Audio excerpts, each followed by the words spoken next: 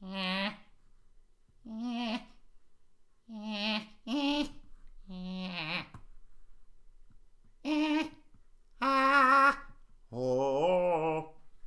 Hey guys, so greetings to all sentient beings. Love and respect to all intelligent creatures throughout the multiverse.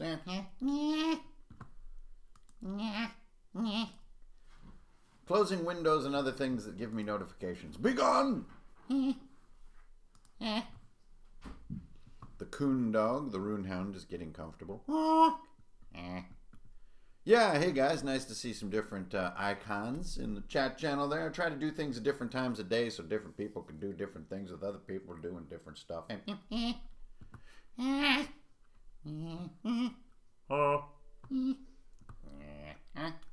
Oh, Hans Zimmerman, you got nothing on me, B.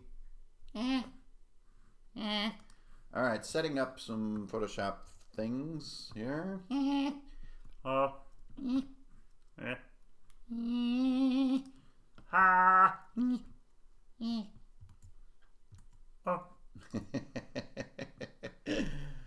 Greetings and respect, love and unity to all sentient creatures in the multiverse.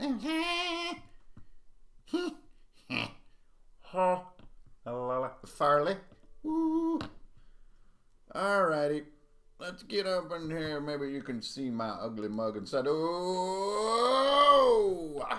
Faded right in there. Ow!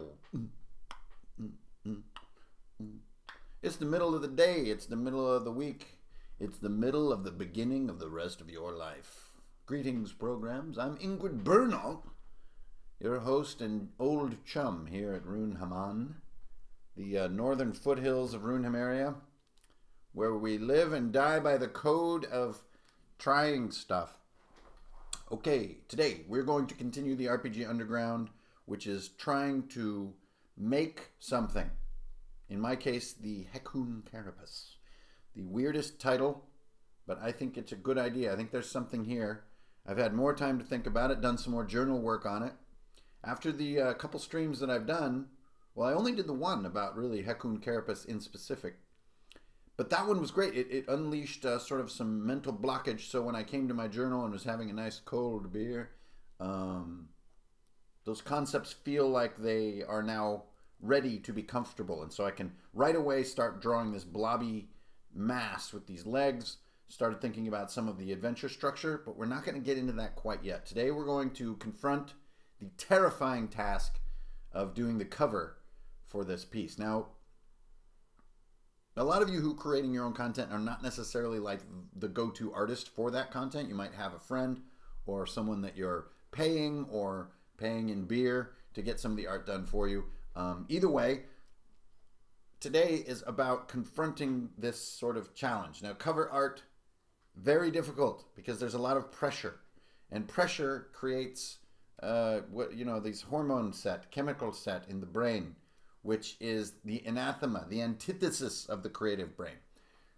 Pressure and strain and the worry about if it's going to be good enough are the exact opposite of the fun of creativity. And hey, JD, thank you, sir. I can now see in perfect 20/30 vision. Feeling very good about it. I went with the librarian package as far as the frame style. I went full librarian. I've left my Buddy Holly phase behind. I am now straight up middle-aged Harry Potter, right up in this piece. I'm bringing that heat, as the children say nowadays, bringing that lit style to the internet.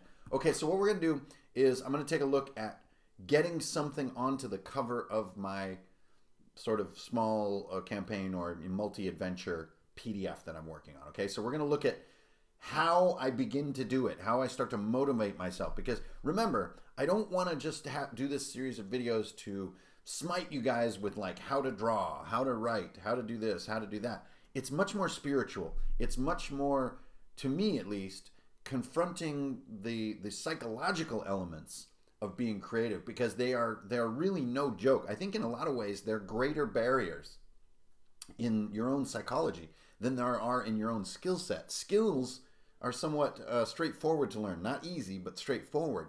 You learn them, you get better over time. But psychology, like, almost never gets better. As a matter of fact, the older you get, the weirder your psychological knot work becomes. Right? You wind up like that beach in Stranger Things. Ooh, spoiler on that. But anyways, everybody has watched Stranger Things 3 by now. So it was fantastic, by the way. It's like a fine wine. Okay. So what are we going to do? All right, here's how it's going to break down. It all begins for me. I need a landing place for my art.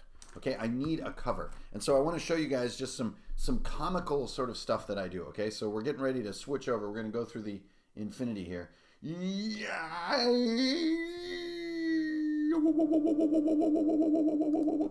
Okay. Welcome to InDesign.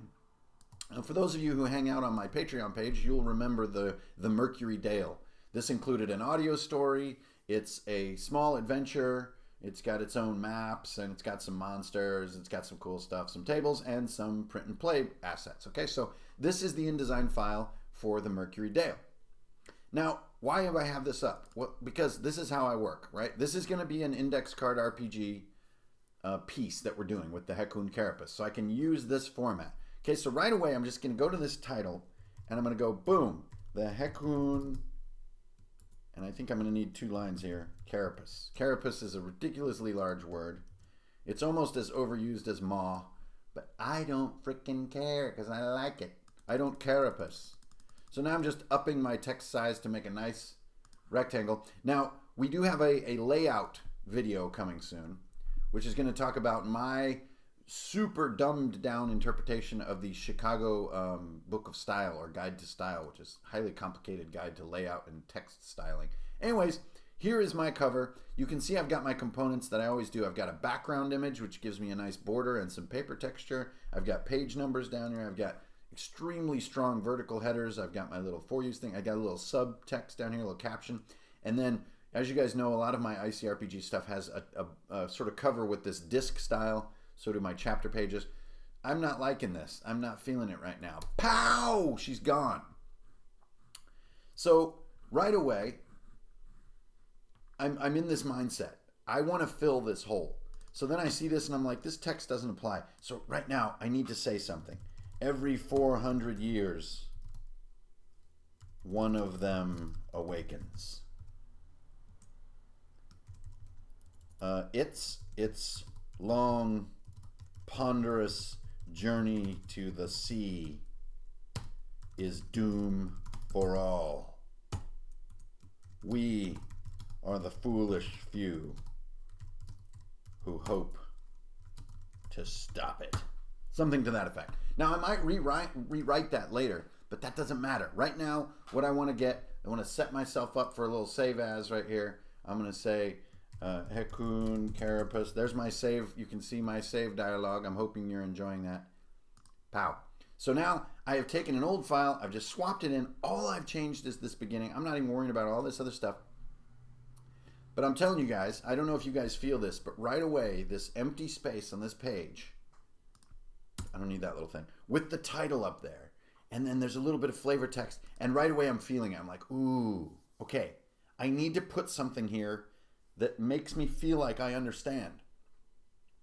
With a nonsense title like the Heckoon Carapace, even that last title you saw, the Mercury Dale, what the hell is that? I don't know. It's a spaceship, and then you see the picture of the spaceship, and you're like, ooh, this is an adventure about a spaceship. Similarly, right now, we need to explain this. And that is what we're about to do, and we're about to do it with art. Okay, this is where we left off last time. So this is my sort of block imagery of the Carapace itself, which I still think in a lot of ways is the star of this adventure. Even though there's going to be heroes, and there's going to be a villain, and like this sort of villain's like a, you know, right-hand man who turns out to be something. We're going to have some surprises there. I don't know what they are. I just know I want to do them. Okay, so we're going to get a new layer going. Now, you guys may think I'm crazy right now, but I just use the same file to draw everything. So I just rotate my entire file 90 degrees so I get this vertical page. So everything else is still sitting there and it's sideways now, but this is just how I think. This is just how I function. Okay, so I'm not going to be doing color because the index card RPG stuff is inspired by Sharpie art. And so I always need to return to that wellspring, right? There's the Sharpie and the page is to me, it's not just that like everything I do is about index cards or about Sharpies. They're symbols to me. The Sharpie and the index card are symbols to me of the kind of creativity I want to encourage. So lately people have been asking me some really fair questions about like, is ICRPG really about index cards? No, it's not. But the index card to me is the core symbol of the RPG that I like to represent. It's a very inexpensive, very widely available, very easy to get into medium. And that to me is a great metaphor for the kind of RPG that I want to represent. Okay, so anyway, that was a minor digression. All right, what am I running up against? Probably a dog foot. Okay, so sorry about the thumping. I'm going to bring this screen in and get a little closer, baby. Oh, yeah. Now, I don't really have a sense of what I'm doing, to be totally honest. I think I want to be able to convey the carapace in a way that has some perspective to it, right? So it's like this thing that's towering up above you. It has these crazy lumps on it, like that. And now I've got sort of my basics, and I'm underway. Now, is this really what I want? Is this going to do everything that I want the piece to do? I don't know, you guys. I simply do not know. But what I'm trying to do is tell myself it's okay to not know. So I'm just laying down some shapes. Now I'm using my lasso tool here because I don't want to be scribbling for the next 25 minutes. So I'm just going to do a lasso fill on this. It's just where you draw it out with your lasso and you go like that. Pow. Okay. Now I'll go back to my pen, and I missed a couple spots here. I got some stray lines. I honestly just don't care yet. But already I'm getting excited. I can feel it. I can feel the carapace. I know it has like trebuchets and like a crane on it and like this giant arbalest weapon. So I'm just going to start sort of doing some stuff, and you guys can just kind of hang out. I would alt-tab over to see, you know, who's in the chat room and everything, but that'll send us into the infinity zone. And I'm not a big fan of the infinity zone. It makes me feel woozy. It's like the old advice, you know, don't point mirrors at each other. You can open gateways to realms you may not be able to close, such as the chat channel. All right, so here we have this sort of some kind of weapon up here. It has some kind of brace on it here, and then it goes down, and there's like cables. Okay, now what am I doing exactly? I'm still just not sure. I just want to feel cool. Using white ink right now. And I'll show you guys a trick that lets you use white ink sort of freely in a little bit. I think this lump or this sort of dome piece is sort of behind the main carapace. And then remember, I had a big one in the front here, a big lump like this. So I'm just going to get my black. I'm going to fill that. I'm not going to use my circle tool to do any of this stuff because I really like things to be done by hand. So I'm going to whoop, whoop. You know, I can get a perfect circle, but I don't really want a perfect circle. If you dig, if you're picking up what I'm laying down. So this circle is like kind of wonky right now. I'm not feeling too great about it. That's a little better. Like, it's okay if it's not perfect. It's just I want it to feel round. There we go. Okay. So what am I doing? I'm still just searching. There we go. So you start to feel this sort of weird object. And I think that to me is the magic I've been looking for. Now, Greyscale would be awfully handy here, and let me show you why. So let's go to a half gray, which is right about there. For doing like spheres, for implying spheres, you know, you can do this kind of stuff. Right? You can do like these highlights like this, and then you put another one in here, like that. And you start to feel like these sort of spheres. Generally, in all the index card stuff that I publish, I don't do Greyscale because to me it doesn't feel like Sharpie art. But here, man, is it tempting as shite. So tempting. So I think I'm going to go give in to the temptation. You know, and you guys have seen, well, most of you have seen, if you're patrons, you have seen that I do vary art style a little bit with some of the room designs and stuff that I publish, some of the adventures that I publish. I just sort of try to have fun more than anything rather than, you know, what is it? Marcel Proust, I believe, said that consistency is the bastion of the uncreative. Like those who don't feel comfortable cutting loose, they bet their creative chips, so to speak, on like being perfectly canonical with everything they do. I'm not that person. I am far too lazy for consistency and precision. Lazy in at least in my own context. Okay. So again, I'm trying to get this damn thing to look round. I don't know what I'm doing. I'm doing a pretty terrible job so far. And this is why a lot of times I avoid gray, because without doing a semi-transparent brush like I do on my sort of character commission style artwork, it's really hard for me to convey roundness very effectively. I'm just not that good at it. You know, and I've got my share of critics as well that, you know, think that my art is garbage and all that stuff. And so, you know, I don't want anybody to ever think like that I'm, you know, self-deprecating just as a teaching tool. I'm not. I've always really struggled with traditional drawing techniques, never really been able to do it like real artists do.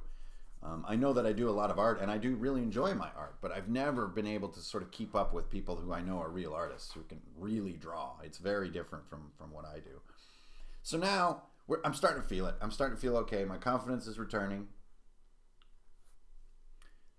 And please just you know, believe and stand with me in going through this. Anyone who has really made a substantial effort to be creative in a public forum knows all too well some of the struggles I'm facing right at this instant. And I want to be really transparent with you guys about that struggle, those doubts. That to me is the essence of Runehammer. Not being good at a thing, but believing that you can get good at a thing. Yeah, put that on your cereal box, baby. Okay, so I'm just cruising along right now. You're just watching pen strokes. I hope you've got your jams going on your stereo there at home, because remember, I don't like to put music in my streams, because then you don't get to put music in yours or in your living environment, because it would, yeah. Anyway, good God, I'm so weird today. Now this is like I'm a machine. It instantly turns into a robot. I am a machine. I was designed by robots. But we don't want that. Because I need to start conveying some of the adventure concept right now, which is that this is a creature that has been bound by technological elements, not a technological creature in and of itself. And so, how are we going to do that? We're going to do that by adding more organic lines like these. See, now it's a creature.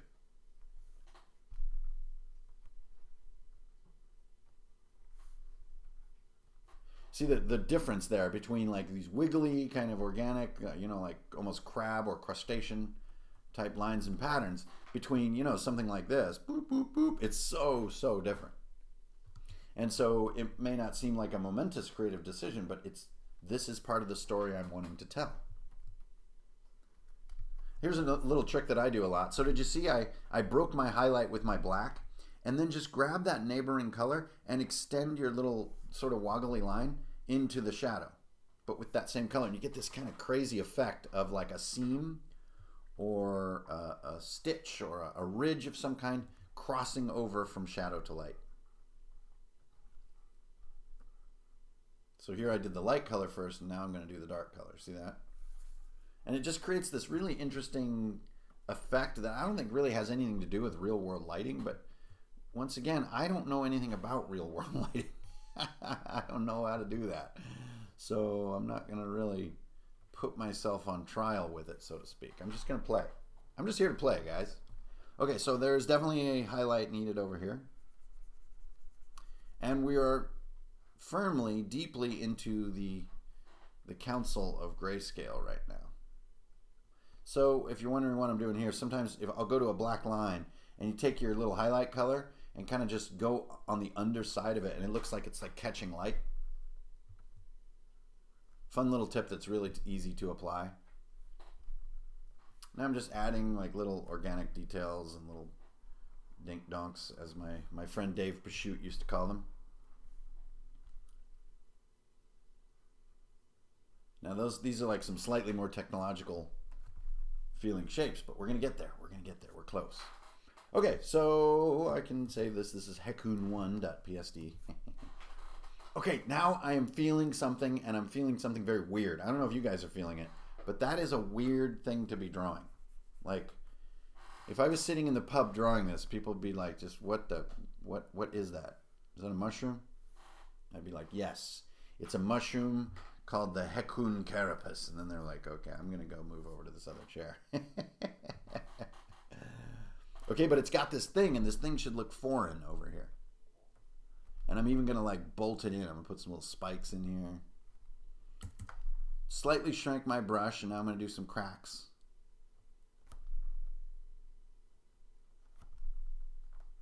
Then take that lighter highlight color and extend some cracks out. So this thing is sort of being a little bit damaged where this stuff is bolted on. Is this cool? Is this well drawn? I don't know. Probably not. But I am here to just confront this cover problem. Okay, so I want to make sure when you look up at a cylindrical object, you always get this curved bottom to it, right? You look up at the bottom of a pop can, you can see this elliptical bottom. Now I want to really be sure to reinforce that we're looking up. So you know, see how that line does that? Gives me that bottom of a pop can shape. So I know that it's kind of pointing like up here somewhere, right? It's such a strange shape, I can't really say I know where it's pointing or looking. It doesn't really have a face per se, which is what we want. We don't want it to have a face. We already went through that in a previous video. Experimenting with some sort of what could be perceived as eyes. And then, so underneath that, you can put the same sort of highlight trick again. So you go on the back side of it. That is back relative to what you see the light as, which is right up here in my case. Interesting. Now, if that's the underside of this thing, that's going to be dark. So I'm just going to get bold here. There we go.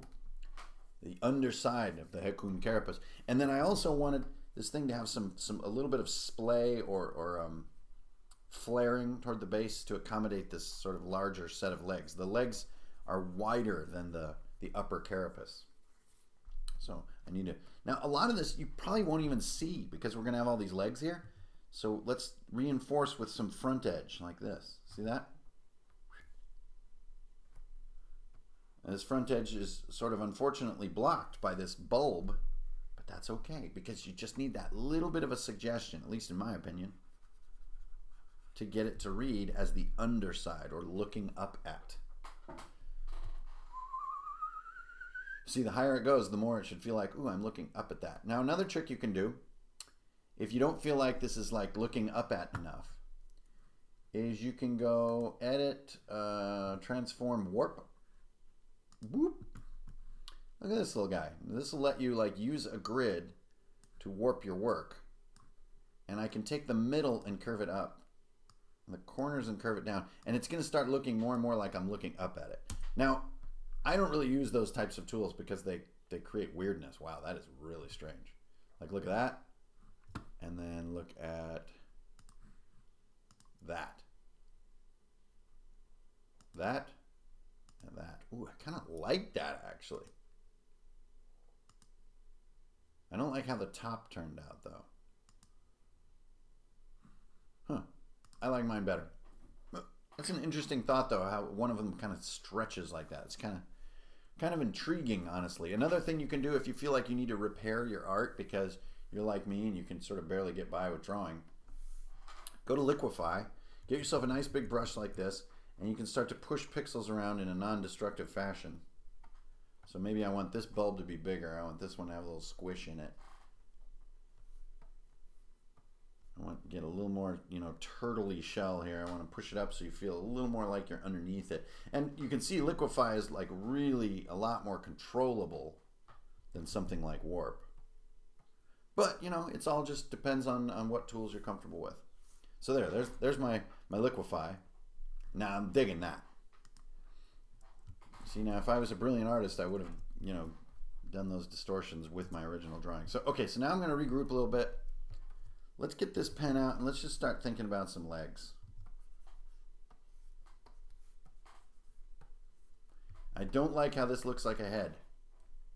So it's just gone. See that? Just eradicated.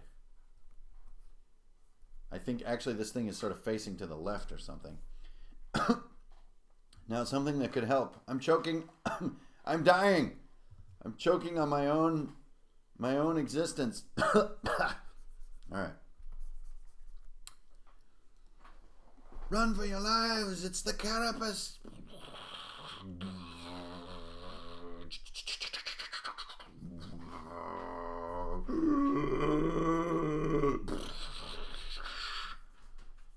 Fucking A. Okay. Dad, this is really fucked up. Oh God, bad language is so funny. I just shit my pants.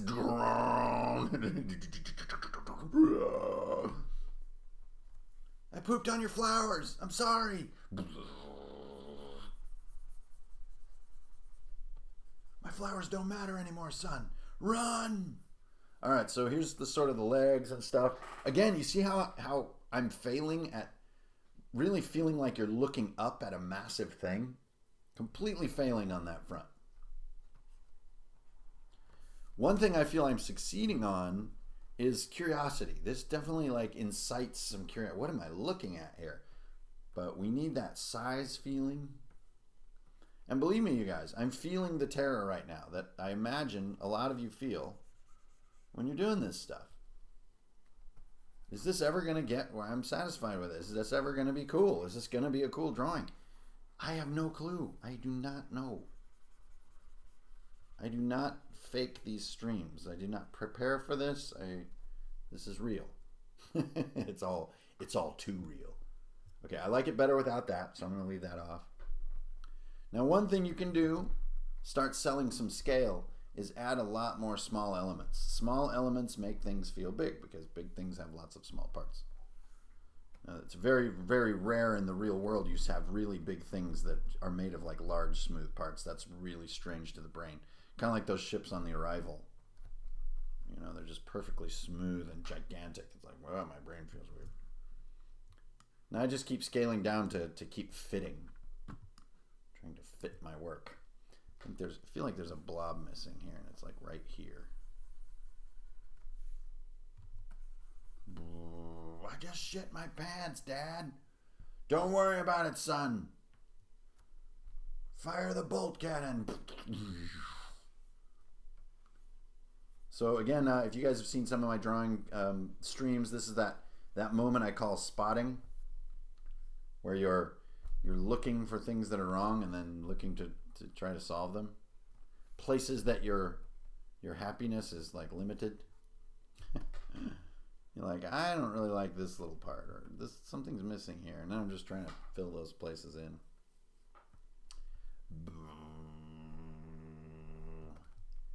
It's destroying the city. There, see how quickly a face forms right there? It's frustrating. Another way to do like small things to get size going is to shrink your pen. Start doing some straight objects, little spines and whatnot. But really, we're gonna have to do some objects to get the scale to sell on such a bizarre object. You know, such a weird thing. It's not a building. It's not a creature. We're being so inventive that nothing's really helping us conceptually to sell this size on this thing. It's making me go crazy right now. I'm like, am I just doing a live stream and I don't actually know what I'm doing? Yes, that's exactly what you're doing. I'm running down the street with no pants on right now. 0 pants. The devil's leg tubes, I say. All right. Okay, now there's some mechanical influence down there. So anytime I get some mechanical influence, I want to start bringing back some biological influence. So I'm going to get some more like hook shapes on here.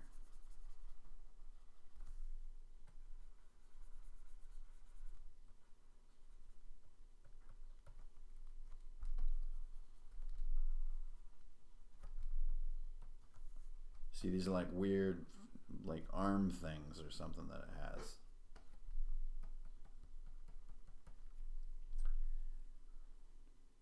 Nice. This sort of goose head shape over on the left is definitely helping me sell that it's weirdly organic.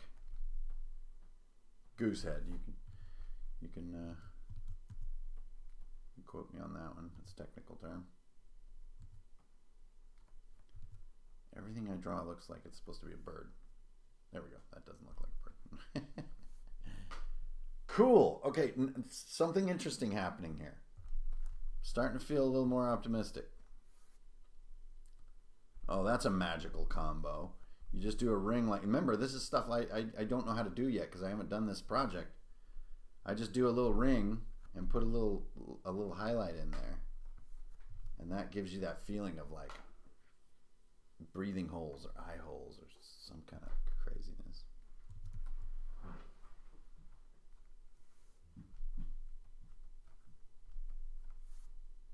Cool. These white lines in some cases are helping, in others they're just like confusing graphical flotsam. So I'm going to start getting rid of them. I think they helped me guide the shading in the beginning, but now they're confusing. They're like, what is that? Why is there white right there? Yeah, see, that helps a lot. That white was an almost more graphical type move rather than representative or representational, I guess you would say. Now there's going to be a lot of little whiskers needed to sell these kind of feet things. And some of the feet needs to be blobby, so you're going to get a bigger brush and maybe do some little toes like this.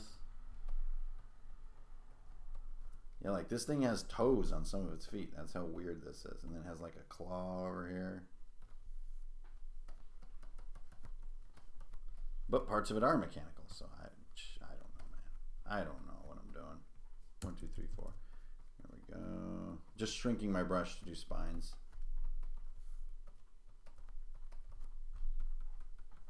So see how all the little spines and hairs, they do start to sell that this is not just a machine. This is something strange. I still have not solved some of my core assignment though, which is to sell that this thing is giant and it is slowly plodding across the landscape, destroying everything it touches. Adding some interior highlights now to get some shape here on these sort of black areas.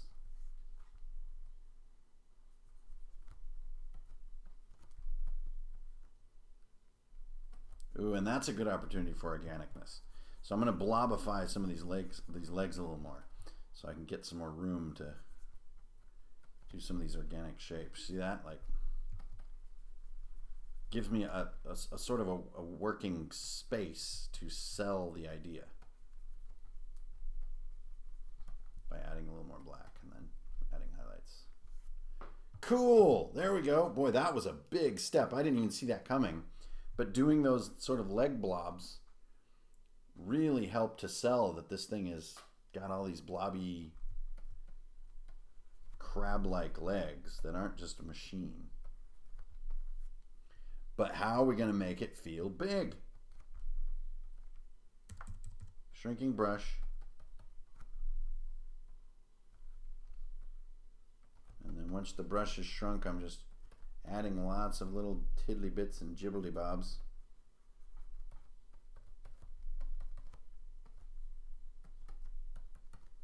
I know too that one of the things I did in the original drawing was like I had windows like cut into the side over here, and they slope downward because of perspective like this, and you actually have like a little bit of light in there, like if you were drawing a castle. So you kind of put it in the back side of the hole like that.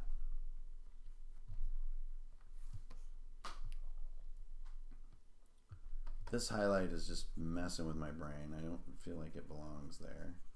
And I think what I'm going to do here is I'm going to put like a parapet. And this parapet or platform is going to have like architectural archways on it like this. So you can see that it's like a trestle. And then you put a teeny weeny little handrail on this sucker. Look at that. This is where we're going to start to get some of our perspective. But This is silly because it's like going straight sideways. If this thing was way up above us, it would be skewed. Like, aha. So don't forget that you're trying to sell this upward perspective. Am I succeeding at that? I don't know quite yet. Probably not, but whatever, it's all good. Okay, right there. Right there.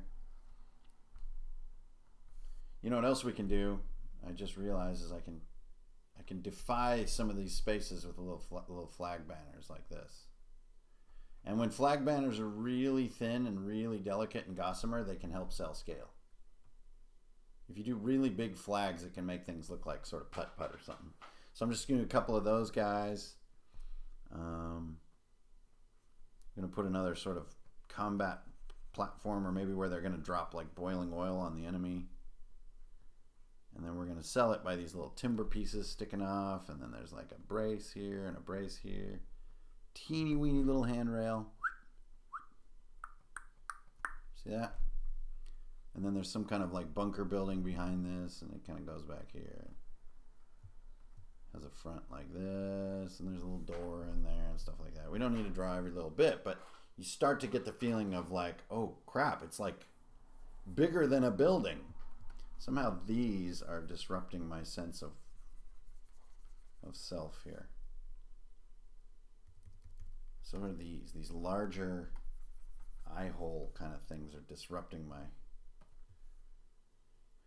They're breaking my groove. Okay, I think there's like a blob here that I failed to see before.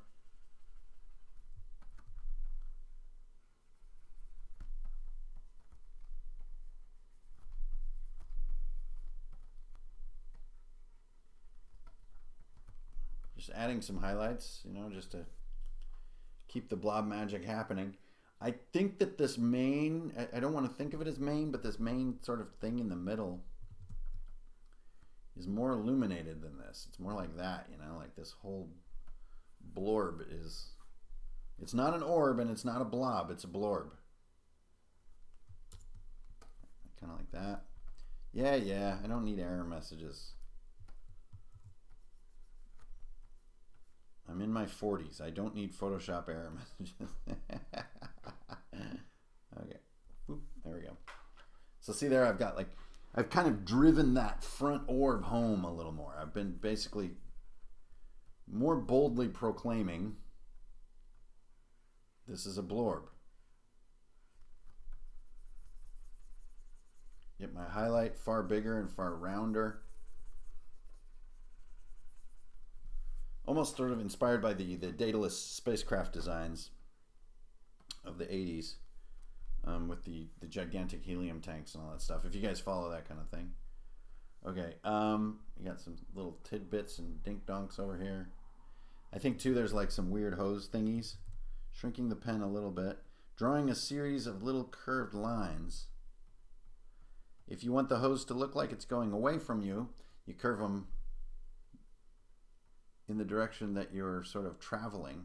If you want them to curve toward you, you draw little like C shapes instead of little U shapes. I don't know if that made any sense to everybody, but that's how you can sell these little, you know, ribbed hoses.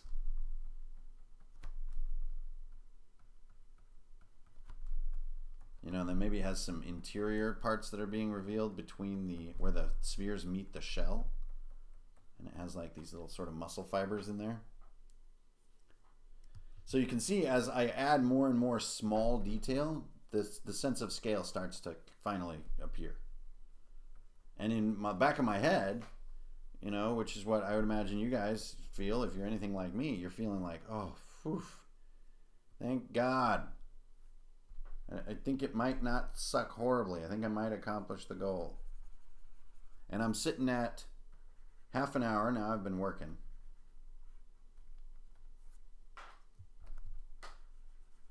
So you see, for each gray blob, I just add a little highlight blob on the upper right part. Is it accurate lighting? Hell no. But I think it tends to work as far as selling some of the shaping. So here we have holes. The holes have little highlights. See that? And then I put a little white light inside the hole. And you don't put it in the center, you put it off center, and it makes it look like it's kind of recessed. You see that? And then we've been doing these sort of crab-like markings.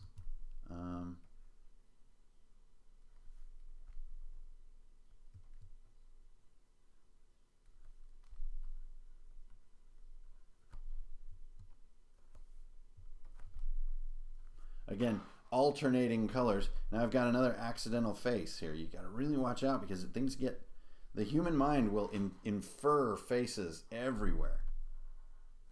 The human mind is always looking for human faces because that's what it's like primarily designed to find. Okay.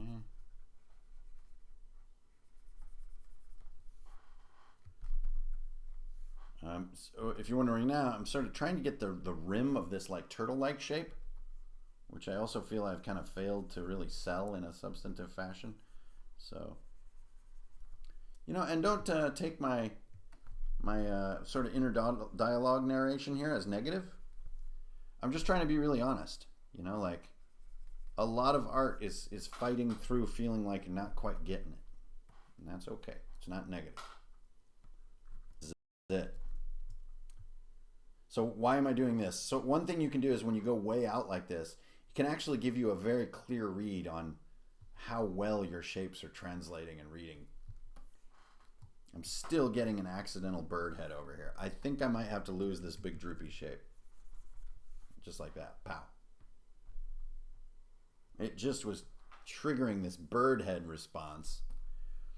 Okay, so there we go. And then I wanted to do a trebuchet. I still haven't done that, so let's put the timbers right here. We're going to go with the support structure there. Here's the pivot. And then we'll have it sort of, it's at rest position. It's not firing right now, so it's kind of back here. Here's the bucket. And then there's a front beam, some ropes, thicker beams, ropes, ropes, more ropes. And that's kind of like my trebuchet. Shrinking my pen now, doing some cross beams, more ropes. Doing these 4 little sticks, maybe some little cross sticks here, more ropes. There's a lot of ropes involved in keeping all this gear and tech on top of this thing as it sort of plods along. Now that I have this smaller pen too, I'm going to do some more of these sort of crab patterns, as we've been calling them. Again, just trying to sell that this thing is very large, so it has a lot of surface detail on it. Little dots work. See that? Little dots there. Then you get these squiggly lines, some more dots. Dots are like where arrows have hit it or whatever. These legs really, if I'm true to where my sort of light is coming from, they probably have bigger highlights on them. So I'm going to get a little more courage up. Do some bigger blobs like that.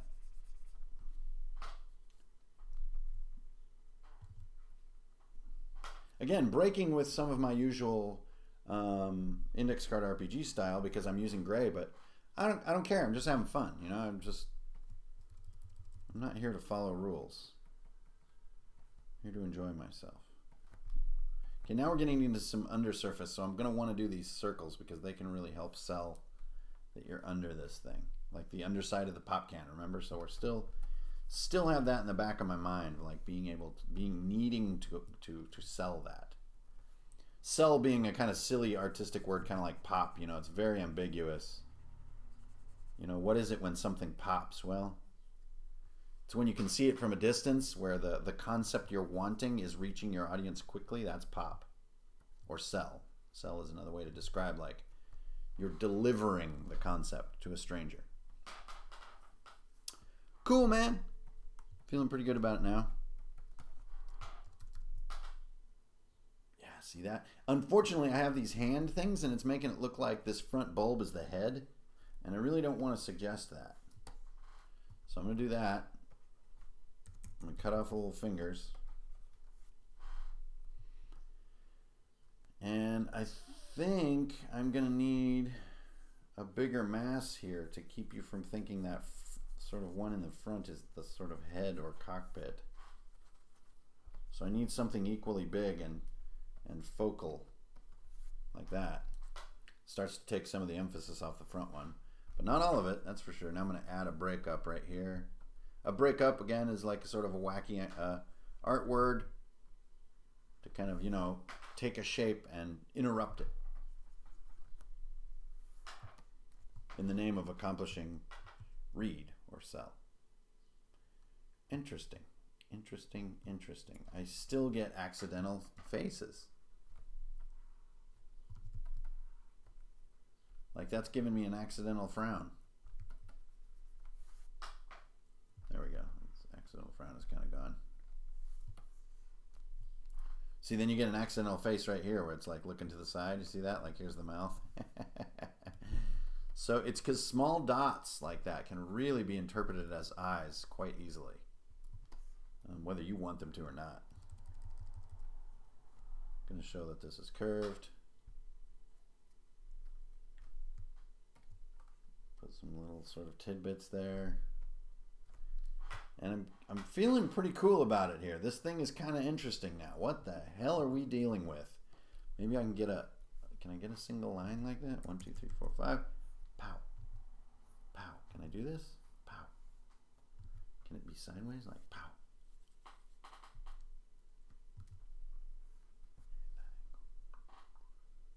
Man, this thing is just so weird. Although I kind of feel cool about that line. That was pretty fun. Notice how I'm doing it further out.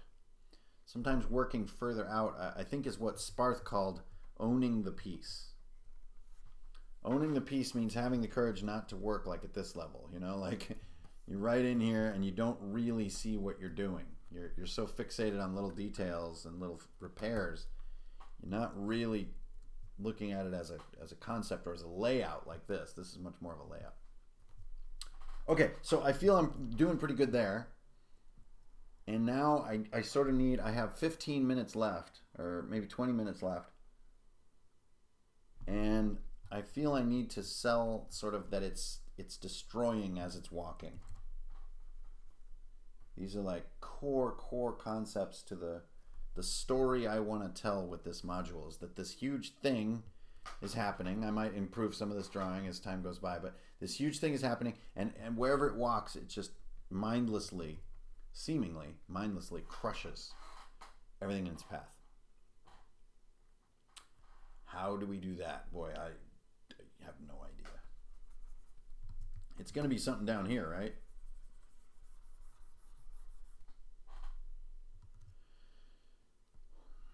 So just to be safe, because I like my drawing, I'm going to do a layer here, and this lets me take this guy and kind of push him off screen a little bit. But then with my new layer on top, if I'm doing all this stuff on top of him and I wind up kind of feeling like my perspective sucks or it's not really working, I can pull myself back. Okay, so something just went terribly wrong. There we go.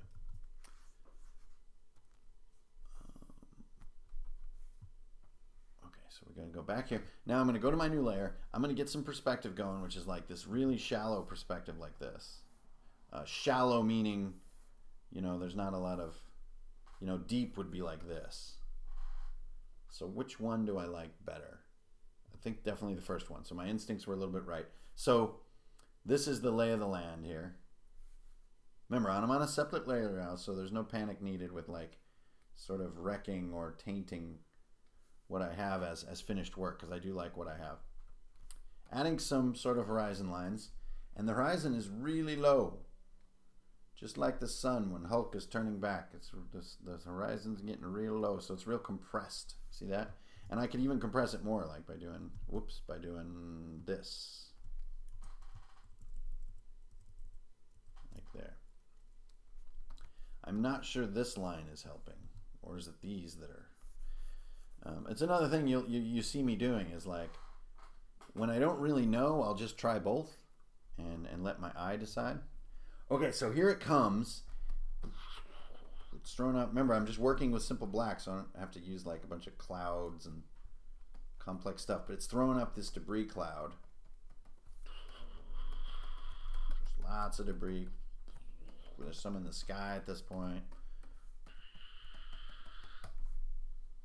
And then I think this used to be like streets and villages. So how, Heckoon, how? For one thing, I don't want to shrink my image anymore because I like the resolution. So one thing you can do is canvas size. And let's just go to 50 here. Ooh, pardon me. Okay. This gives me just a little more space to work without having to shrink my art. There you go. So now it's coming up the landscape, or coming sort of towards us on the landscape, right? You can start to feel that. I'm feeling it. Now it's probably time to face the ultimate horror, which is drawing a bunch of little buildings. Usually to do a bunch of buildings, I try to come up with sort of a shorthand for a building, something like that, and then I'll just do a lot of them. No Photoshop cloning, that'll look weird. You have to draw these suckers. You know, go take a look at Misty B on Instagram and you will see the dedication it takes to draw villages and towns. It's absolutely freaking psycho. Okay, so there's a village. This is the start of a village. Is this well drawn? Of course not. It's absolutely horrible, but it's a start. I'm getting started. I gotta break that hesitation. More so than draw well. I'll draw well in time, but hesitation must stop now. I'm gonna put some little doors on these guys, you know, some little footpaths on the way in here. Like these things are about to get crushed, and then here's the one that are crushed. So you just see some boards, which are really just little rectangles. Then there's some dots. Dots are debris. For some reason that needed to be white. You could put a plank that's coming in front of the leg here. So see, it's like he just stepped on that house. So by hook or by crook, I've eventually found my way toward, to me, what starts like the beginning of telling this story. I've got a few minutes left.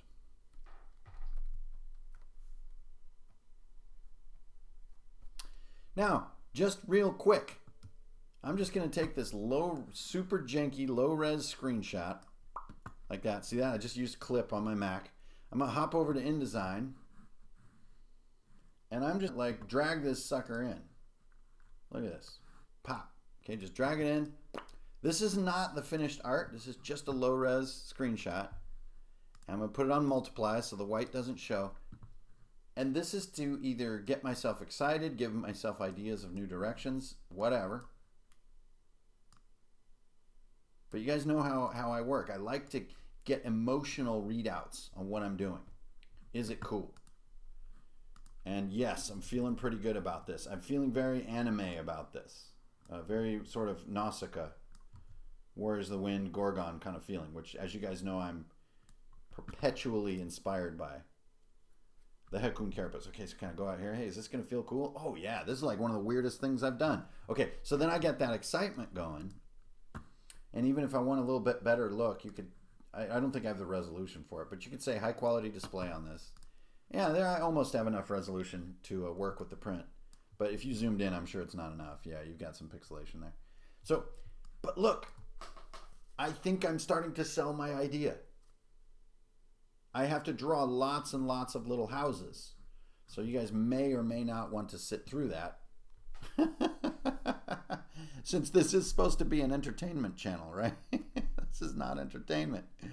This is crazy. Look at all these little planks back here that he's leaving behind. So if you want to, you know, speaking on owning the piece, if you want to come in here and like make life a little easier on your eyeballs, Lord knows I do. You just, you know, don't. It's fine to zoom in. Love thyself. Now there's something with a rescue code too, right? Like you, the first step when you're like entering a rescue situation is to make sure that you, the rescuer, are safe. Because if you're not, then you're just endangering yourself and probably even more people. And it's it's similar in some ways here. Like as far as making a good piece for other people to process, the first step is to make sure you like it, that you feel happy and are having fun. Can't help yourself, you can't make yourself happy, you're sure as hell not going to make somebody else happy.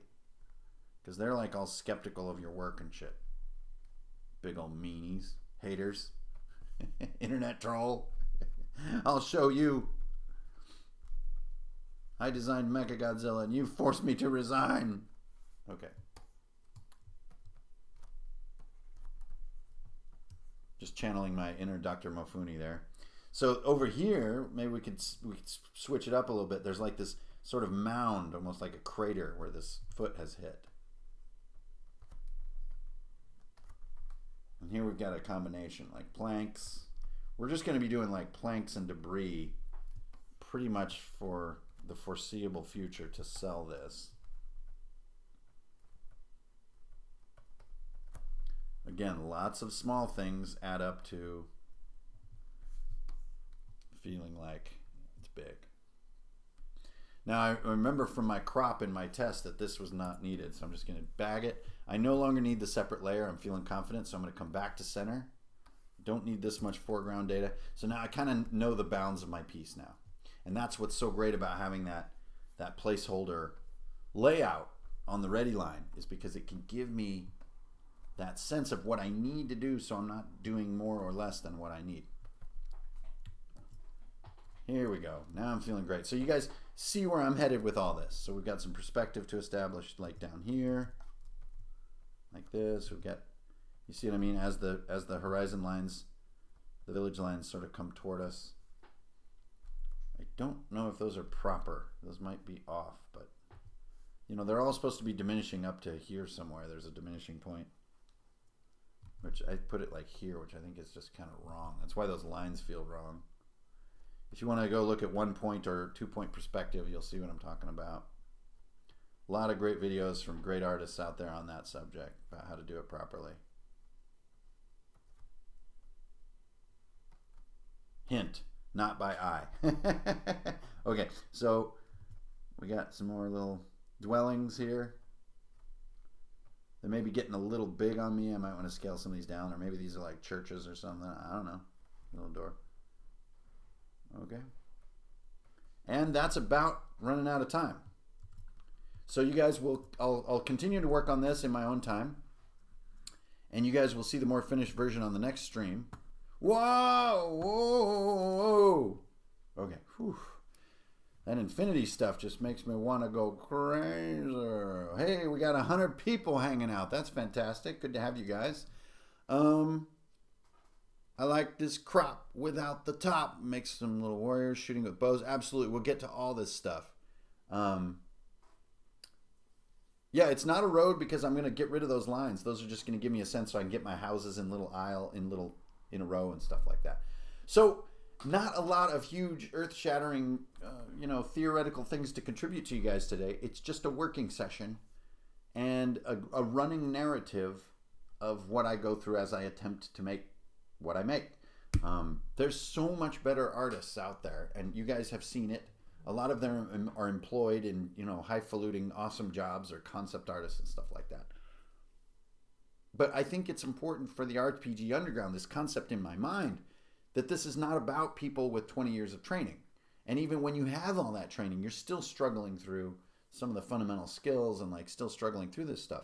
And so I think it's important to just be honest with it and get it out. I don't think we see enough of it on the public front of our creative hobby, basically. That's where a lot of this is coming from for me. I think we see a lot of finished product, and we see a lot of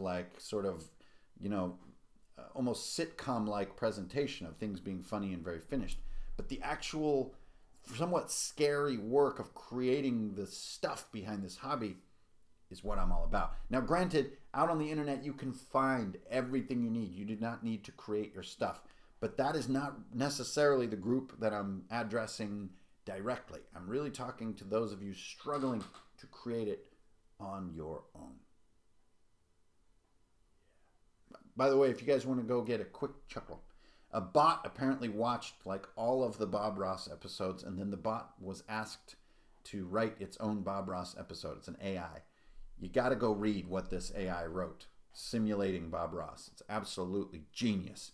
It fills me with creative happiness. Okay. So this is just the latest in the RPG Underground series. There will not be a Dungeon DJ set this Saturday night because we are having a little shindig here at the Casa de Runehammer, so you will have to skip a week on Dungeon DJ. Sorry about that. But I will keep on doing the Heckoon Carapace as July continues. And one other quick plug, the audiobooks for the Legacy of Mud trilogy are going to be done this month. Finally, it only took me 2 damn months to do them, but we will have audiobooks. They will be on Audible. Watch for that little announcement. You guys are the coolest. It's Wednesday. Get out there, have a beer tonight. Prepare yourself for the second half of the week. This is Ingrid Bernal, your old buddy up here in Northern Runehammer area. Thanks for tuning in, everybody. Keep that RPG underground alive. All you got to do is strive, and you will find fulfillment. I hope. All right. Keep it real, don't steal. Always get a deal, and I'll see you next time, guys. Boom, baby, boom, baby, baby, baby. Do do do do do. Dap deedle bop bop. Shibbity bobbity boo. Beep. Scop nop geedly boo. And chim bob battly dick dark gattly. Durgly durgly. Ooh.